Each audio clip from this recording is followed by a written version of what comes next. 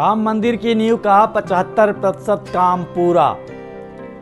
अब मंदिर बन जाने के बाद बनेगा परकोटा। नवंबर में शुरू हो जाएगा मस्जिद बनने का भी काम। मंदिर निर्माण के साथ अयोध्या में चल रहे हैं अन्य कार्य। राम जन्मभूमि परिसर में राम मंदिर की नींव निर्माण का 75% काम पूरा हो गया है। सितंबर माह के अंत तक पूरी तरह से नींव भर ली जाएगी। इस बीच राम जन्मभूमि तीर्थ क्षेत्र ट्रस्ट ने अपनी कंस्ट्रक्शन नीति में बदलाव किया है। अब पूरी तरह से मंदिर बन जाने के बाद ही परकोटा और रिटर्निंग वॉल का निर्माण कराया जाएगा। उधर मस्जिद का निर्माण कार्य भी नवंबर माह से शुरू होने की उम्मीद है। इसी 29 अगस्त को राष्ट्रपति रामनाथ कोविंद भी अयोध्या पहुंच रहे हैं। वह देश के पहले राष्ट्रपति होंगे जो रामलला के चरणों में शीश नवाएंगे। राष्ट्रपति के स्वागत के लिए अयोध्या के रेलवे स्टेशन सहित कई स्थानों को सजाया संवारा जा रहा है। अयोध्या के विकास से जुड़ी कुछ परियोजनाओं का राष्ट्रपति के हाथों शिलान्यास कराने की भी तैयारी है। राम मंदिर का निर्माण के इस विशेष शो में आइए जानते हैं इन दिनों क्या चल रहा है रामनगरी में।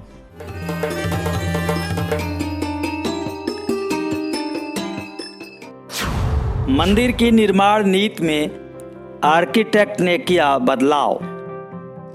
राम मंदिर की निर्माण समिति ने मंदिर के चारों तरफ बनने वाले परकोटा निर्माण की नीति में बदलाव कर दिया है। आर्किटेक्ट आशीष सोनपुरा का कहना है कि मंदिर बनने से पहले परकोटा और रिटर्निंग वॉल बना देने से मंदिर निर्माण में बाधा आएगी। वैसे भी अभी परकोटा निर्माण के लिए ईस्ट क्षेत्र में जमीन की पूरी उपलब्धता नहीं हो सकी है। नींव भराई का काम सितंबर माह तक पूरा हो जाएगा। इसके बाद बेस प्लिंथ बनाई जाएगी, फिर दीवारों का निर्माण होगा। इस कार्य में बड़ी बड़ी मशीनों का इस्तेमाल होगा। यदि परकोटा और रिटर्निंग वॉल पहले बना दी गई तो बड़ी मशीनों को लाने ले जाने में दिक्कत आएगी। बड़े और विशालकाय पत्थरों को भी सेट करने में परेशानी होगी। इसीलिए निर्माण नीति में बदलाव किया गया है। शंक्वाकार नींव पर आकार लेगा भव्य मंदिर। राम मंदिर की नींव की निचली सतह 1,20,000 वर्ग फीट क्षेत्रफल में है। इस सतह की लंबाई 400 फीट तथा चौड़ाई 300 फीट थी, जो अब ऊपरी सतह तक आते आते 360 फीट लंबी तथा 235 फीट चौड़ी बचेगी।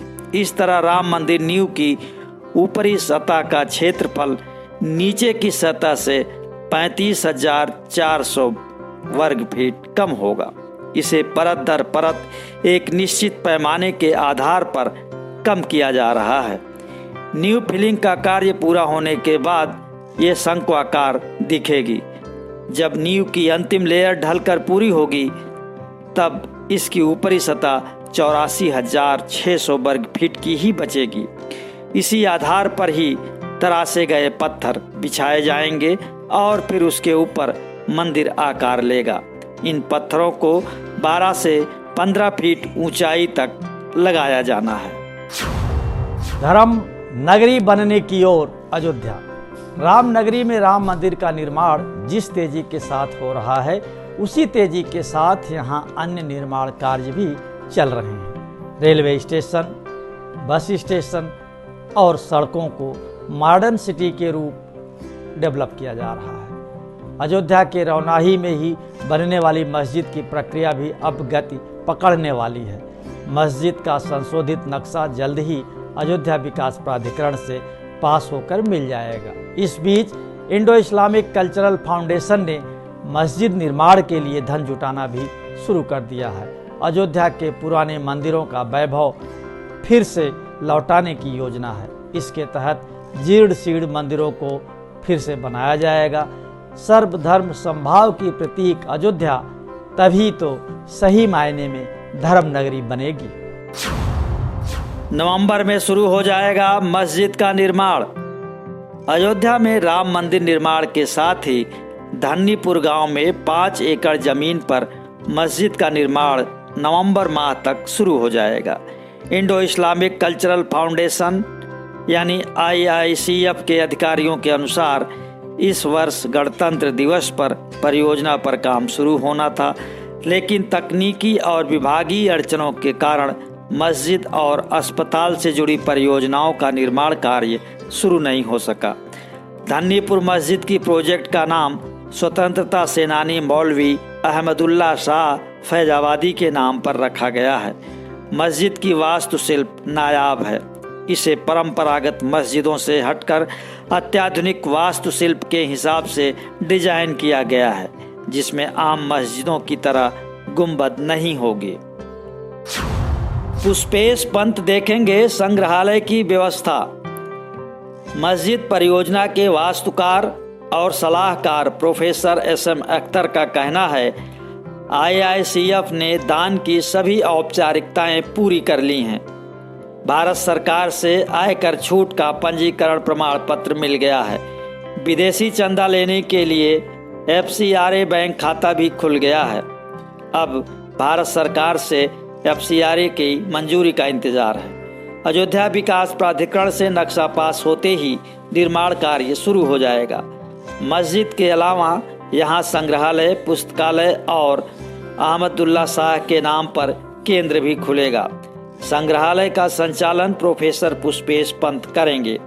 300 बिस्तरों वाला मल्टी स्पेशलिटी अस्पताल और सामुदायिक रसोई भी यहाँ बनेगी। रामलला का दर्शन करने वाले पहले राष्ट्रपति होंगे कोविंद। राष्ट्रपति रामनाथ कोविंद 29 अगस्त को अयोध्या आ रहे हैं। वह प्रेसिडेंशियल रामनगरी पहुंचेंगे। रामनाथ कोविंद देश के पहले राष्ट्रपति हैं जो रामलला का पूजन और अर्चन करेंगे। वह 29 अगस्त को ही रामायण कॉन्क्लेव का शुभारंभ भी करेंगे। यूपी के संस्कृत और पर्यटन विभाग ने इस कॉन्क्लेव का आयोजन किया है। इसमें राम कथा गायन, रामायण गोष्ठी, रामलीला, कवि सम्मेलन, रामायणी परंपरा गायन जैसे कई कार्यक्रम होंगे। अयोध्या के साथ ही 16 अन्य जिलों में भी राम कथा पर नवंबर माह तक कार्यक्रम होंगे। इनमें गोरखपुर, बलिया, वाराणसी, चित्रकूट, बिठूर, मथुरा, गाजियाबाद, गढ़मुक्तेश्वर, सहारनपुर, लखनऊ, ललितपुर जैसे कई जिले शामिल हैं। शताब्दियों बाद रामलला चांदी के झूले पर। राम मंदिर निर्माण की वजह से ही शताब्दियों बाद इस बार सावन में रामलला चांदी के झूले पर विराजमान हुए हैं।